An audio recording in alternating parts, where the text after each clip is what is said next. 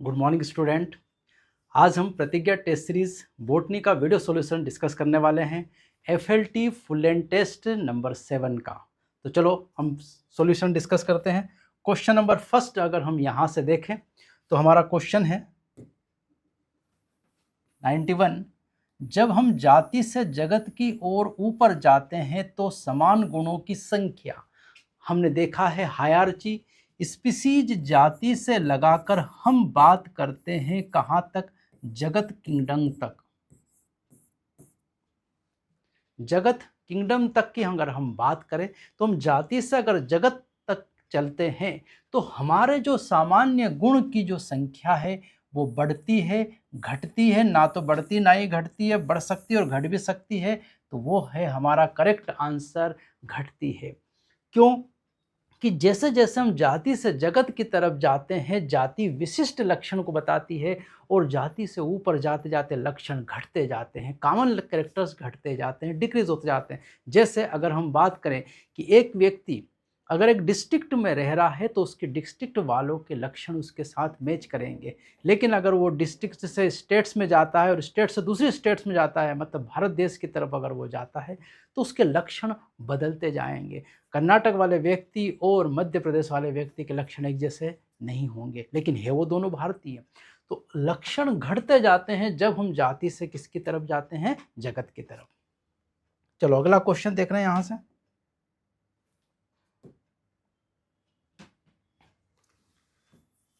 वीरियोइड्स के लिए सही कथन है। वायरस और वीरियोइड्स की बात चल रही है। T.O. डेनकर ने एक नए संक्रमण कारक, यहाँ सही कथन बताना है, कारक को खोजा जो विषाणु से बड़ा था। ये गलत है, बड़ा नहीं था, खोजा तो सही था इन्होंने, लेकिन वो छोटा था आकार में।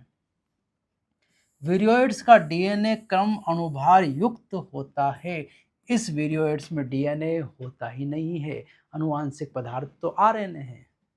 यह स्वतंत्र RNA के रूप में पाया जाता है, बिल्कुल सही है। इसमें प्रोटीन का कोट होता है, इसमें प्रोटीन का कोट होता है, ऐसा भी पूरी तरह से क्या है, गलत, क्योंकि इसमें प्रोटीन का कोट नहीं होता है तो फ्री RNA है। तो करेक्ट आंसर क्या है, यह स्वतंत्र RNA के रूप में पाया जाता है। चलो अगला क्वेश्चन। मैच द कॉलम है, यहाँ पर दिए गए कॉलम तत्व को सम्मिलित कीजिए। अवपंक कवक स्लाइम मोल्ड्स की बात चल रही है और स्लाइम मोल्ड सब प्रोटिस्टा समूह के हैं। तो ये होते हैं मृतोपजीवी सेप्रोफाइट्स। और दूसरी बात करें तो ये फलन का क्या बनाएंगे, फ्रूटिंग बॉडीज का निर्माण करेंगे। फोर्थ और सेवंथ, एक का फोर्थ और ये सेवंथ। चलो इसके अलावा यहाँ का ऐसा कुछ भी उत्तर नहीं है, एक ही से मिल गया यहाँ पर। डायनोफ्लैजिलेट्स जो है वो पीले तथा नीले रंग के होते हैं, डायनोफ्लैजिलेट्स, तो ये भी सही है यहाँ पर। और इसके अलावा गोनियोलॉक्स जो है वो भी डायनोफ्लैजिलेट्स है। मतलब सेकंड थर्ड यहाँ आ रहा, बी का सेकंड और थर्ड, ये भी सही है। मतलब उत्तर तो हमारा यही निकल के आ रहा। और चेक कर लेते हैं, क्राइसोफाइट्स को ही हम कहते हैं डायटम्स, फर्स्ट आ रहा बिल्कुल सही। और क्राइसोफाइट्स साबुनदानी के समान संरचना बनाते हैं, चूंकि 2 एटम्स है, साबुनदानी के समान संरचना बनाएंगे। तो करेक्ट आंसर हमारा बी यहां से निकल के आ गया। अगला क्वेश्चन देख रहे हैं 94। फ्यूनेरिया पौधे में निम्नलिखित में से कितनी संरचनाएं द्विगुणित है, 2n है। तो फ्यूनेरिया की अगर हम बात करें, मॉस की अगर हम बात करें तो फूट सीटा कैप्सूल केवल 2n है, बाकी इसका मुख्य पादप जो है वो अगुणित है, n है। तो मूलाभास राइजोइड्स n है, प्रथम तंतु n है, दोनों n है, बीजाणु भी n है, स्पोर्स भी, पाद, फूट और संपुट ये दोनों 2n है। तो कितनी संरचनाएं 2n हुई यहाँ पर से, 2 संरचनाएं क्या हुई है, 2n, फूट एंड कैप्सूल। चलो अगला प्रश्न हम देखते हैं यहाँ से। चलो एसेशन रीजन आ गया यहाँ पर। कथन देख लेते हैं। कथन, ब्रायोफाइट्स में युग्मनज में पुतंतु न्यूनीकरण विभाजन नहीं होता है। Zygote do not undergo reduction division immediately in bryophytes। Bryophytes में युग्मनज में तुरंत न्यूनीकरण विभाजन नहीं होता, रिडक्शनल डिवीजन तुरंत नहीं होता। बिल्कुल सही स्टेटमेंट है, क्योंकि जाइगोट जब बनता है 2n तो इसके बाद बनते हैं फूट, सीटा और कैप्सूल। अभी जो बताया था मैंने, फूट, सीटा, कैप्सूल बनते हैं और फिर कैप्सूल के अंदर मात्र कोशिकाओं में अर्धसूत्री विभाजन होता है। तो तुरंत नहीं होगा यहाँ पर, बिल्कुल सही है ये। कारण देख लेते हैं, ब्रायोफाइट्स के जीवन चक्र में प्रभावी अवस्था युग्मोद्भिद होती है, ये भी बिल्कुल सही है। ब्रायोफाइट्स में जो डोमिनेंट फेज है, क्योंकि ये जो स्पोरोफाइट है 2n है, ये गेमेटोफाइट्स पर क्या होता है, निर्भर होता है, डिपेंडेंट होता है। तो ये बिल्कुल सही है, यहाँ पर युग्मोद्भिद होती है। क्या ये सही एक्सप्लेनेशन है यहाँ पर? ये सही एक्सप्लेनेशन नहीं, दोनों बातें बहुत अलग अलग है यहाँ पर। तो इसका करेक्ट एक्सप्लेनेशन नहीं होगा। तो ए और आर दोनों सही है, किंतु ए आर की सही व्याख्या नहीं है, सही व्याख्या नहीं कर रहा है यहाँ पर, कि ये इसका सही स्पष्टीकरण नहीं है कि क्यों विभाजन नहीं होता है। इसका प्रभाविता से कोई लेना देना नहीं है। विभाजन इसलिए नहीं होता है क्योंकि ये फूट, सीटा, कैप्सूल का क्या करते हैं, निर्माण, इसलिए तुरंत नहीं होता है। ये इसका एक्सप्लेनेशन होता। चलो स्तंभों को मिलाते हैं। ओस्पोर्स, एल्ब्यूगो कैंडिडा, वैसे ये एग्जाम्पल नहीं दिया है एनसीईआरटी में, लेकिन ये आप आसानी से पकड़ लोगे, क्योंकि अगले वाले अगर हम देखें यहाँ पर जाइगोस्पोर जो है, तो जाइगोस्पोर राइजोपस में बनता है हमारा। तो बी का फोर्थ ये तो आ नहीं सकता, बी का फोर्थ ये, चलो ठीक है। यहाँ पर एस्कोस्पोर्स न्यूरोस्पोरा में बनते हैं एस्कोस्पोर्स। तो सी का फर्स्ट, सी का थर्ड ये भी नहीं हो सकता, सी का सेकंड ये भी नहीं हो सकता, सी का फर्स्ट। तो दो से ही हमको पकड़ में आ गया हमारा उत्तर, इसलिए यहाँ एल्ब्यूगो से डरने की बात नहीं। ऐसे कई का आते हैं ऐसे ऑप्शंस निकल के, तो चिंता करने की बात नहीं, ऑप्शन से पकड़ में आ जाएगा। तो हमारा करेक्ट आंसर यही हुआ, ए का थर्ड एल्ब्यूगो, बी का फोर्थ यहाँ पर राइजोपस, एस्कोस्पोर्स का न्यूरोस्पोरा, और डी हमारा बेसिडियोस्पोर्स का है एस्टिलेगो। तो करेक्ट आंसर निकल के आया है यहाँ पर से डी। चलो अगला क्वेश्चन देखते हैं। पौधों के नाम दिए हैं अमरूद, खीरा, आड़ू, गुलाब, बेर, बैंगन, चाइना रोज और सरसों। इनमें कितने में क्रमशः हाइपोगाइनस, पेरिगाइनस, एपिगाइनस पुष्प होते हैं? तो हाइपोगाइनस जिसमें अंडाशय जो है वो ऊपर और बाकी सारे भाग जो है वो नीचे से निकलते हैं। हाइपोगाइनस जो है यहाँ कितने होंगे समझ लेते हैं। हाइपोगाइनस में 3 है, चाइना रोज, सरसों और बैंगन, ये 3 जो है हाइपोगाइनस में है यहाँ पर। तो हाइपोगाइनस में 3 हो गए, यहाँ भी 3 है, यहाँ तो है ही नहीं है, 2 तो हट गया यहाँ पर। पेरिगाइनस की अगर हम बात करें तो यहाँ पर आड़ू, गुलाब और बेर, ये 3 में क्या है, पेरिगाइनस। पेरिगाइनस का मतलब है ये तीनों संरचनाएं, कैलिक्स, कोरोला, ये जो है एंड्रोसियम ये ऊपर है और अंडाशय नीचे है, ये 3 में। और खीरा और अमरूद जो है इनमें पूरी तरह से ये आधे अधूरे थे यहाँ पर। ये 3 संरचनाएं कैलिक्स, कोरोला और एंड्रोसियम, और ये अंडाशय इधर नीचे होता है। तो इस कंडीशंस को अपन नाम देते हैं एपिगाइनस। तो एपिगाइनस यहाँ पर 2 है, अमरूद और खीरा। कौन कौन है, गवावा और कुकुम्बर। इनमें सुपीरियर की जगह इंफीरियर ओवेरी होगी इन दोनों में।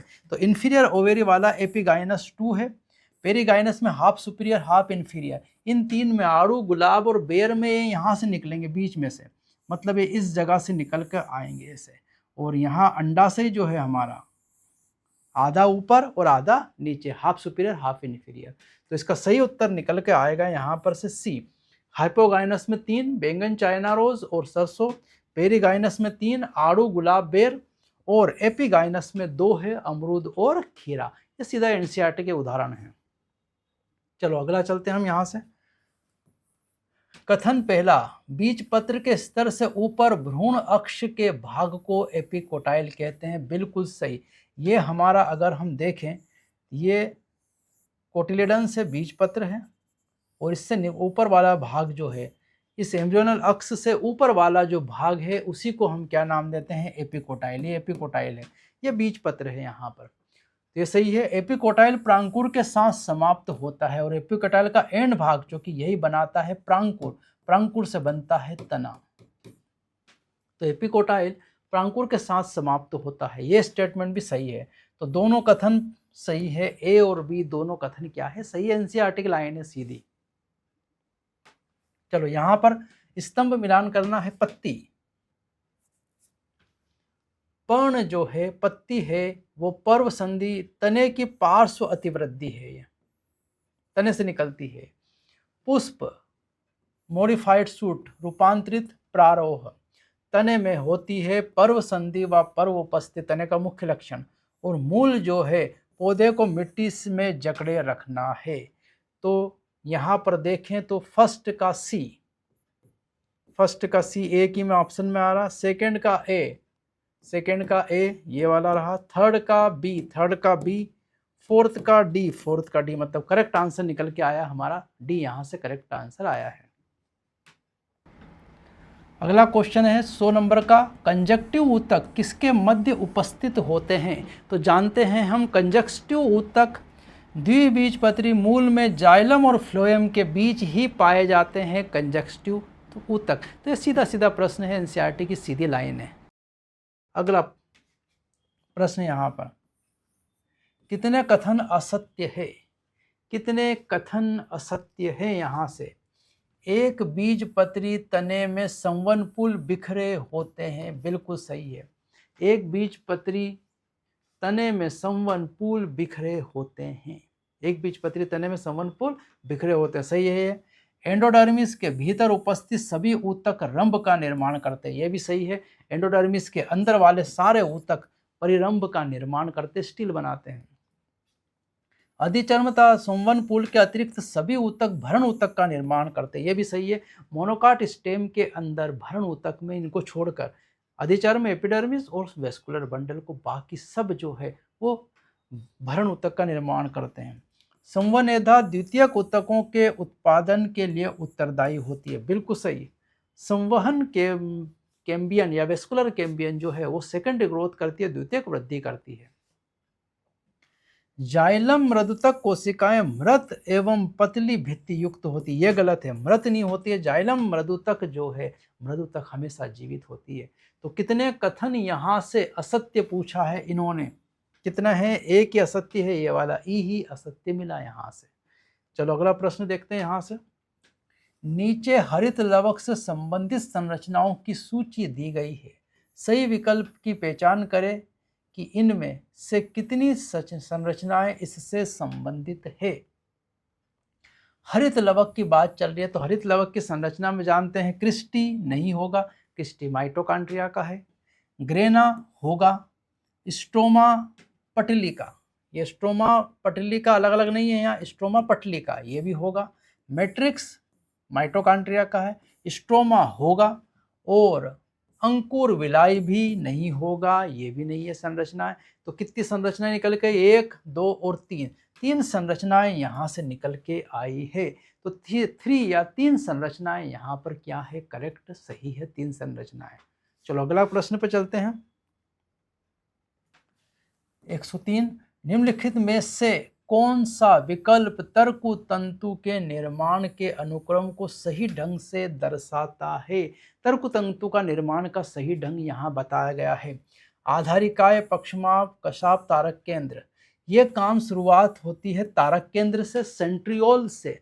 सेंट्रियोल आधारिकाय बेसल बॉडी का निर्माण करता है और बेसल बॉडी जो है कशाभिका और पक्षमाभिका, सिलिया और फ्लैजेला का निर्माण करता है।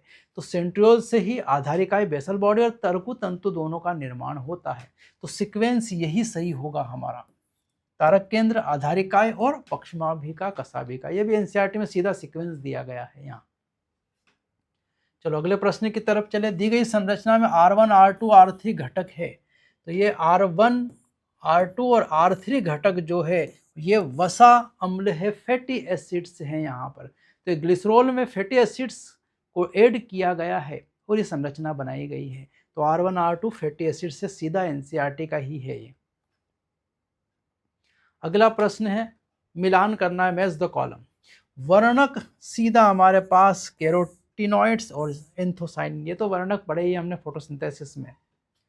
टर्पिनॉइड्स, टर्पिन्स, मोनोटर्पिन्स, डाइटर्पिन्स, ये तो सीधा सीधा आ गया यहाँ पर। एल्कलॉइड्स, मार्फिन, कोडिन, और फिर बचा है लेक्टिन्स, कॉन्केनावेलिन ए।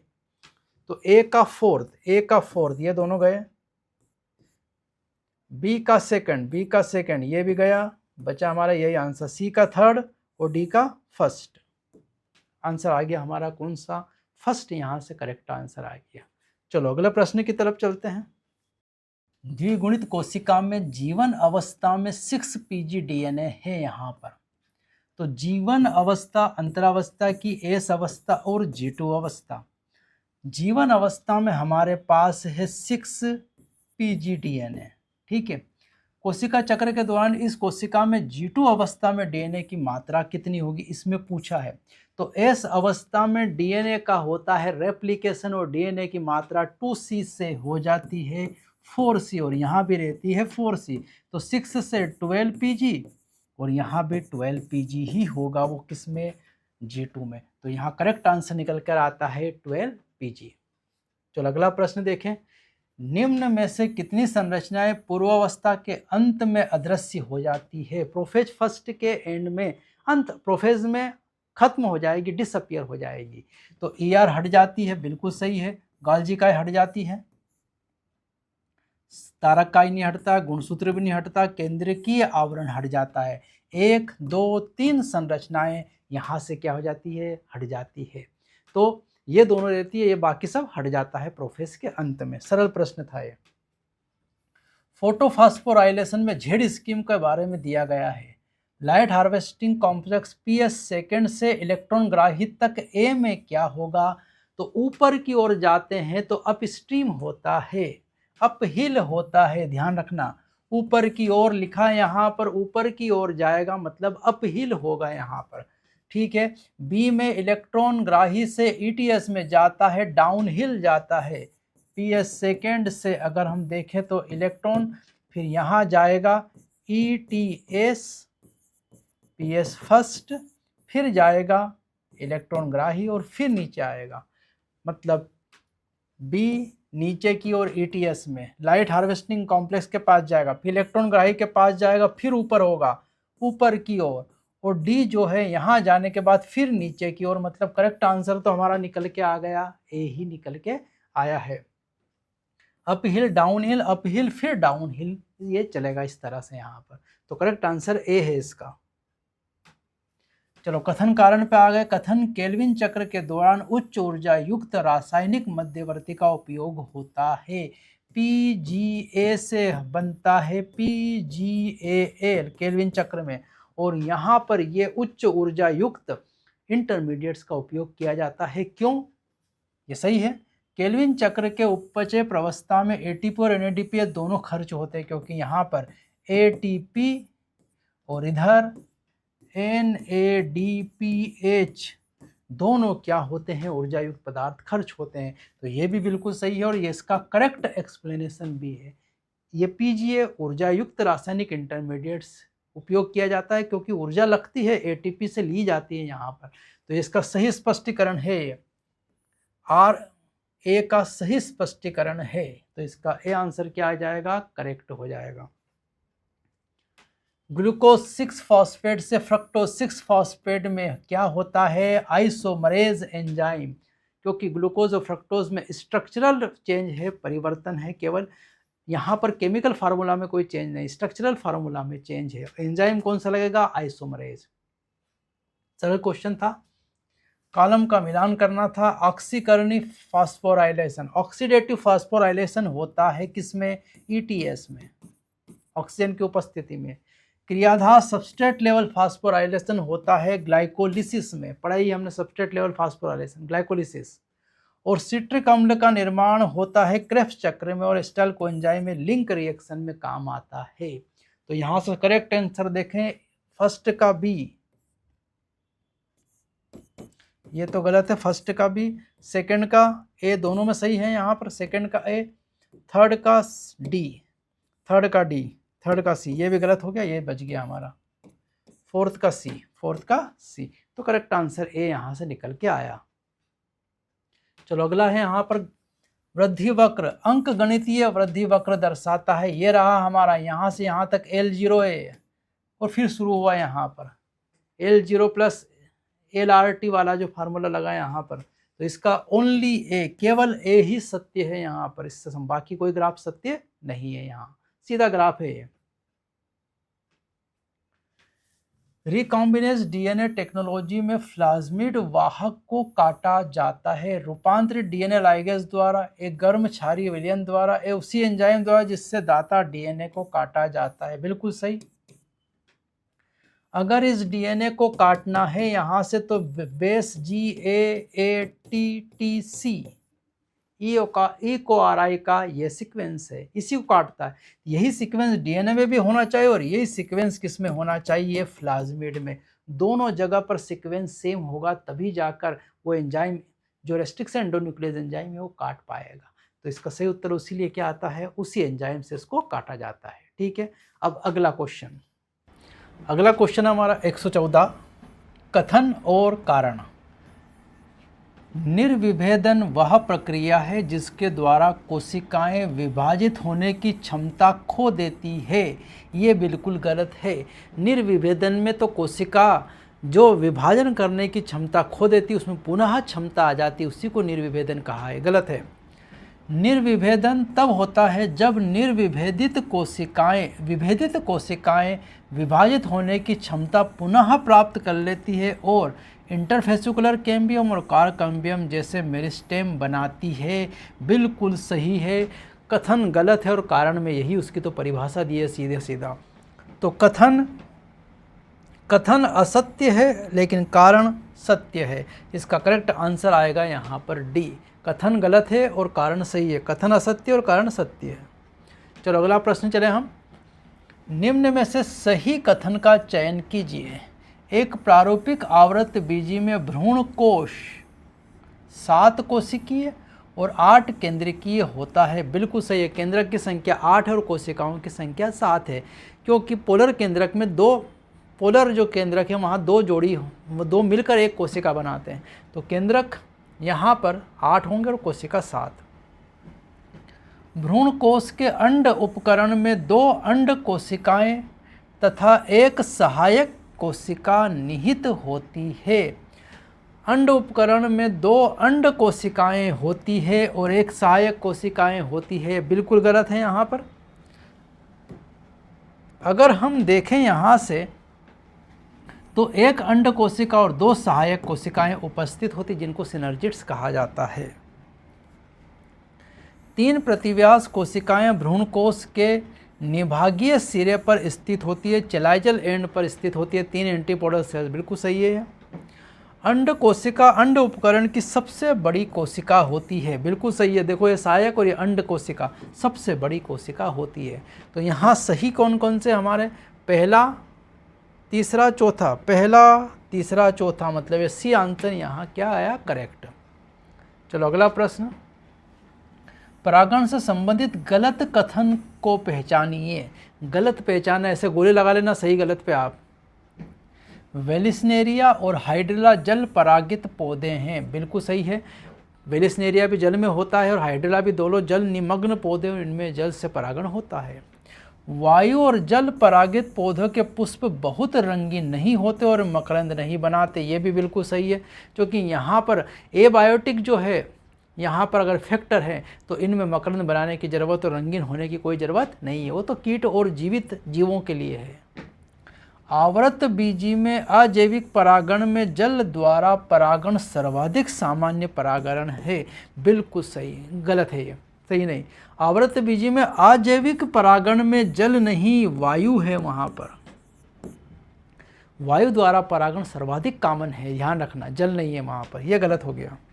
वायु परागित पुष्पों में प्रत्येक अंडाशय में प्रायः एक बीजांड ही होता है। बिल्कुल सही। और गलत बताना था, गलत एक ही आया हमारा सी, तो उत्तर निकल के आया हमारा सी।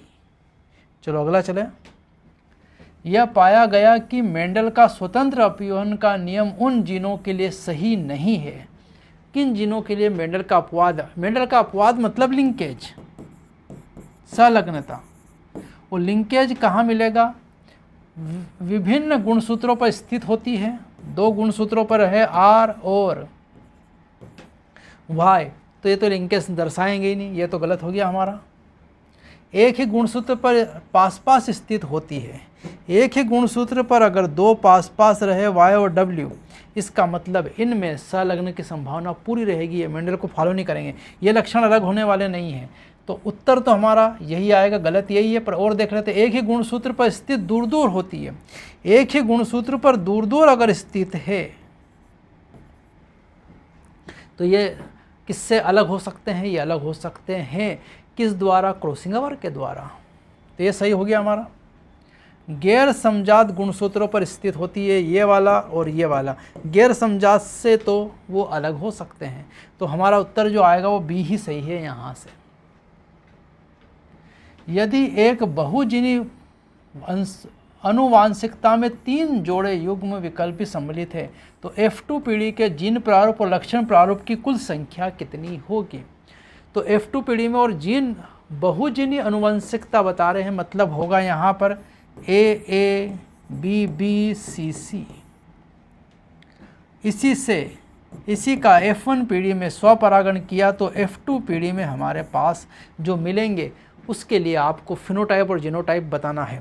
तो यहाँ पर अगर हम फिनोटाइप निकालते हैं तो उसका फार्मूला है 2n+1, जहाँ n का मान होता है विषम युग्मजी जोड़ों की संख्या। देखो यहाँ एक जोड़ा, ये दूसरा और ये तीसरा, कुल जोड़े कितने हैं यहाँ पर? 3। तो n की संख्या कितनी आई? 3। मान रखते हैं 2 × 3 + 1, मतलब उत्तर आया 7। जीनोटाइप के लिए फार्मूला है हमारे पास 3 की पावर n। 3 की पावर n मतलब कितना है? 3। 3 की पावर 3 मतलब 27 प्लस इधर का आया 7, क्योंकि जीनोटाइप फिनोटाइप दोनों पूछे हैं, कुल की संख्या। तो यह आया 34। आंसर आ गया हमारा बी 34, ये करेक्ट आंसर आ गया यहाँ से। चलो अगला प्रश्न देखते हैं। अनुवांशिक रोग है कौन सा? हीमोफीलिया। कितने अलिंग सूत्री अप्रभावी रोग है? मतलब आपको रिसेसिव ऑटोसोमल रिसेसिव डिसीज बताना यहाँ पर। तो ये हीमोफीलिया नहीं है, तो सेक्स लिंक्ड है, एक्स लिंक्ड, वर्णांता X linked, thalassaemia autosome, myotonic dystrophy autosome, phenylketonuria autosome, albinism autosome, cystic fibrosis. तो ये थैलेसेमिया, ये भी तो सेक्स लिंक्ड है यहाँ पर। मस्कुलर डिस्ट्रोफी, मायोटोनिक डिस्ट्रोफी, ये पहला एक, फिनाइलकेटोनुरिया यहाँ से 2, एल्बिनिज्म 3 और सिस्टिक फाइब्रोसिस यहाँ से कितने आए हैं? 4। तो ये थैलेसेमिया, हीमोफीलिया और वर्णांता, ये तीनों यहाँ पर, जो कि थैलेसेमिया जो है वो और हीमोफीलिया और वर्णांता, कलर ब्लाइंडनेस, ये नहीं है ऑटोसोमल अप्रभावी, बाकी सब ऑटोसोमल अप्रभावी है। तो टोटल संख्या आई यहाँ पर कितनी? 4। केपिंग आच्छादन प्रक्रिया में HNRNA के 5वें सिरे पर असामान्य न्यूक्लियोटाइड 7 मिथाइल गुआनोसाइन ट्राइफॉस्फेट जुड़ता है। बिल्कुल सही है, यही तो केपिंग की डेफिनेशन है। HNRNA के तीसरे सिरे पर एडेनाइलेट इकाई जोड़ी जाती है, ये गलत, क्योंकि ये टेलिंग की प्रोसेस है, ये केपिंग की। तो अपना उत्तर, हमारा उत्तर पहले आ गया यहाँ से। आगे चलें, यदि यहाँ से गलत मिलान को बताना है, ये तो मैथुन को बताता है, ये लिंग उल्लेख नहीं है, बिल्कुल सही है। मादा बिल्कुल सही है। प्रभावित मादा, ये प्रभावित नर है, ये प्रभावित नर का डायग्राम, और यहाँ मादा दिया, यही गलत है हमारा, और गलत ही बताना था, ये गलत है। किसी जीव के डीएनए का विश्लेषण करने पर कुल 5386 न्यूक्लियोटाइड पाए गए, जिनमें से विभिन्न क्षारों का अनुपात इस प्रकार था। एडेनिन हमारे पास कितना है? 20%। ग्वानिन हमारे पास कितना है? ग्वानिन 17%, साइटोसिन 32%, थाइमिन 17%, ये रहा यहाँ पर थाइमिन, ये 17%, चारगाफ के नियम को ध्यान में रखते हुए निष्कर्ष निकाला जा सकता है। हम जानते हैं अगर डीएनए डबल स्टैंडर्ड होगा तो ए बराबर टी और सी बराबर जी होंगे ही होंगे। मतलब यहाँ पर इन दोनों का मिलान नहीं हो रहा है और इन दोनों का मिलान नहीं हो रहा है। तो यहाँ पर ये अगर संख्या भी मिल जाती 32 तो भी कुछ हो सकता था, लेकिन ये भी नहीं मिली। इसलिए यहाँ पर ये एक एकल केंद्रित डीएनए होगा, सिंगल स्टैंडर्ड डीएनए होगा या डबल स्टैंडर्ड डीएनए नहीं होगा। ये 17 तो मिल गया, ये 32-20 मैच नहीं कर रहा है। इन दोनों की संख्या बराबर हो या इन दोनों की संख्या क्या हो, बराबर, तो काम हो सकता था। हेक्साप्लॉइड गेहूं के लिए हेक्साप्लॉइड मतलब 6n बराबर 42 क्रोमोसोम दिए हैं। ये n नहीं है, वैसे x से है, ये 6x बराबर 42 क्रोमोसोम है। तो आपको बताना है पहला मोनोसोमी। मोनोसोमी के लिए हम जानते हैं 2n - 1, तो 2 और n कितना है हमारे पास, पहले n निकाल लेते हैं यहाँ से। तो n आ जाएगा यहाँ से 2n बराबर 42, तो n बराबर 42/2 कितना आ जाएगा 21। तो हमारा n आएगा 21 - 1, तो ये कितना है 42 - 1, तो कितना आ गया यहाँ पर 41। तो उत्तर आएगा हमारा इसमें से कौन सा 41 मोनोसोमी। अगुणित कौन सा है यहाँ पर से, अगुणित इसको बताया यहाँ पर। अगुणित कितना है हमारा, n कितना है 21, बिल्कुल सही। फिर है यहाँ पर नलीसोमी, इसके लिए वाला नलीसोमी में अगर देखें तो हम नलीसोमी में लेते हैं 2n - 2, 2n मतलब 42 - 2 मतलब कितना आंसर आएगा 40, तो ये 40 करेक्ट आया है यहाँ पर। और ट्राइसोमी के लिए ये वाला है 43। ट्राइसोमी का फार्मूला है 2n + 1, तो 2n का मान है 42 + 1 मतलब 43, ये आ गया 43, मतलब हमारा करेक्ट आंसर निकल के आया। यहाँ से बी ऑप्शन हमारा क्या है, करेक्ट ऑप्शन। चलो अगला है यहाँ से, परजीवी जंतुओं को निम्न में से किस उद्देश्य की आपूर्ति के लिए निर्मित किया जाता है। परजीवी मतलब ट्रांसजेनिक को, बीमारी के अध्ययन के लिए बिल्कुल सही है, उपयोगी जैव उत्पादों की प्राप्ति के लिए बिल्कुल सही है, टीका और रासायनिक सुरक्षा परीक्षण के लिए सही है, और सामान्य कार्य की और विकास के अध्ययन के लिए ये भी सही है। यहाँ तो सभी सही स्टेटमेंट है, सभी से ट्रांसजेनिक प्लांट मतलब सभी उत्तर इसका आएगा यहाँ से। चलो अगले प्रश्न की तरफ चलें। अनुवांशिकी दोष एडीए की कमी को निम्नलिखित तरीकों से स्थायी रूप से ठीक किया जा सकता है। ठीक तो करना है लेकिन स्थायी रूप से ध्यान रखना। तो एंजाइम प्रतिस्थापन चिकित्सा कार्यक्रम द्वारा नहीं, कार्यात्मक एडीए-cDNA युक्त अनुवांशिक रूप से संशोधित लिम्फोसाइट का आवधिक आधान करना, ये टेम्परेरी हो सकता है, परमानेंट नहीं हो सकता। एडिनोसिन डीएमिनेज एक्टिवेटर का प्रयोग करना नहीं। प्रारंभिक भ्रूण अवस्था में कोशिकाओं में एडीए उत्पन्न करने वाली अस्थि मज्जा कोशिकाओं को डालना, ये बिल्कुल सही। प्रारंभिक भ्रूण आना चाहिए, भ्रूण में ही अगर डाल देंगे हम लिम्फोसाइट सेल्स को, जिनका हमने क्या कर लिया है, एडीए से उत्पन्न कर ली है, उन्हें डालने से परमानेंट इलाज हो सकता है। ये करेक्ट आंसर है। निम्नलिखित में से कौन सा कथन गलत है, गलत कथन बताना है यहाँ पर। एक बायोरिएक्टर वांछित उत्पाद प्राप्त करने के लिए इष्टतम वृद्धि परिस्थितियाँ प्रदान करता है, बिल्कुल सही है। बायोरिएक्टर में इष्टतम वृद्धि करने के लिए सारी चीज़ें होती, कंडीशंस। सबसे अधिक उपयोग किए जाने वाले जैव रिएक्टर साधारण बिलोडन प्रकार के होते हैं, ये भी सही है, स्टाइरिन टाइप के होते हैं। जैव रिएक्टरों का उपयोग छोटे पैमाने पर जीवाणु संवर्धन उत्पन्न करने के लिए किया जाता है। छोटे पैमाने पर नहीं, यहाँ पर बड़े पैमाने पर किया जाता है, ये गलत है। जैव रिएक्टर में एक एजिस्टेटर सिस्टम, एक ऑक्सीजन वितरण प्रणाली और एक फोम नियंत्रण प्रणाली होती है, ये भी सही है। तो हमको बताना था गलत, और गलत हमारा एक ही निकल के आया, सी। प्रतिबंधन एंजाइम डीएनए के स्ट्रैंड को पॉलिंड्रोमिक साइट के केंद्र से थोड़ा दूर काटते हैं। मतलब यहाँ अगर है इस तरह का हमारा डीएनए, तो इसमें एटी या ऐसा बोला गया है यहाँ पर, GAATTC,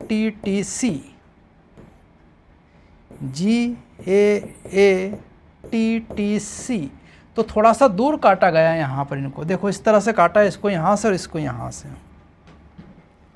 केंद्र से थोड़ा दूर काटते हैं, लेकिन इसके विपरीत सिंगल स्ट्रैंड को उन्हीं के दो छार पर काटते हैं, यहाँ पर और उन्हीं के विपरीत यहाँ काटा।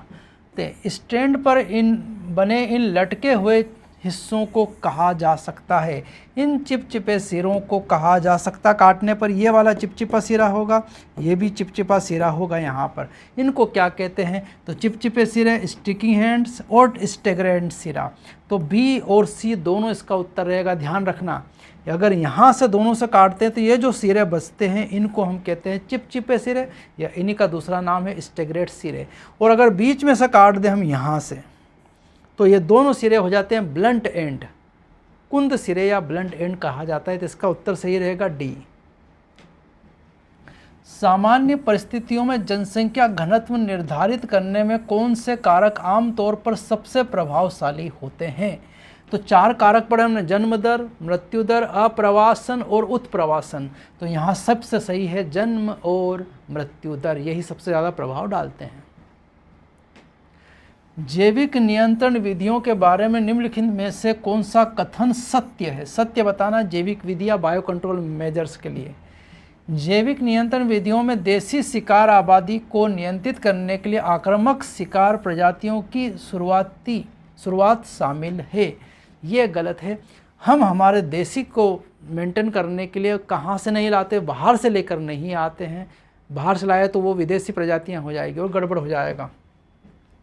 जैविक नियंत्रण विधियाँ कीटों की आबादी को नियंत्रित करने के लिए पूरी तरह से रासायनिक कीटनाशकों पर निर्भर करती है। ये गलत है, रासायनिक कीटनाशकों पर निर्भर करती ही नहीं है। जैविक नियंत्रण विधियों का उद्देश्य कीटों की आबादी को नियंत्रित करने के लिए प्राकृतिक शिकारियों का उपयोग करना है। बिल्कुल सही है, प्राकृतिक शिकारी उपयोग किए जाते हैं।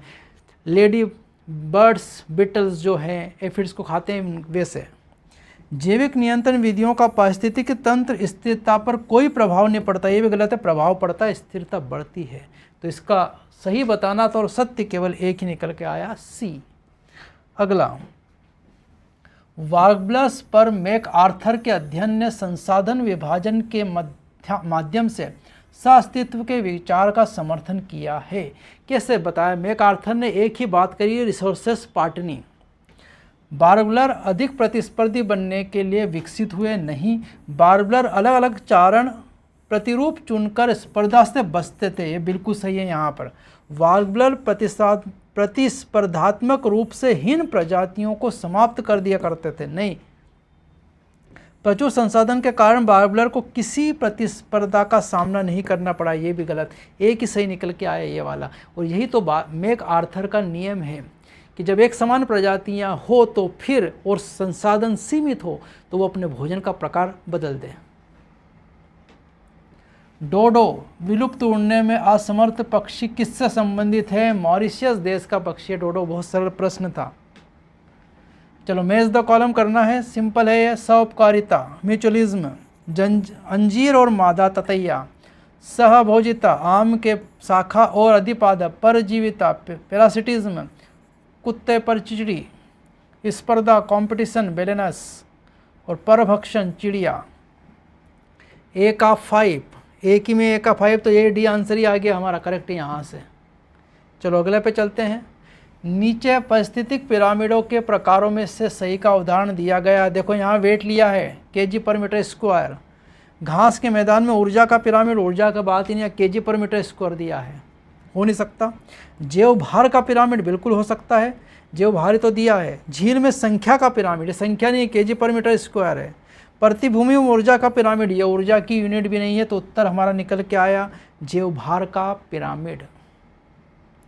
अगला है क्षेत्र के वर्गीकरण समूह में झेड का मान सीमा में आता है 0.1 से 0.2 की सीमा में ही तो रखा जाता है झेड का मान। सिंपल है ये। संवन पूल के संबंध में दिया गया है। चलो संवन बंडल देख लेते हैं। ये बिखरे हुए ये संवन बंडल जो हैं, जाइलम फ्लोएम, अलग अलग त्रिज्या पर जड़ की बात हो रही है, ये दो गलत। ये है मोनोकाट, एक बीजपत्री तना और पत्ती, बिल्कुल सही है। ये कैम्बियम आ गई, द्विबीजपत्री तना, तो सी उत्तर निकल के हमारा आया यहाँ से। तो अब आपका ये पेपर का सॉल्यूशन कंप्लीट हुआ। अगले पेपर में फिर मिलेंगे हम। Thank you.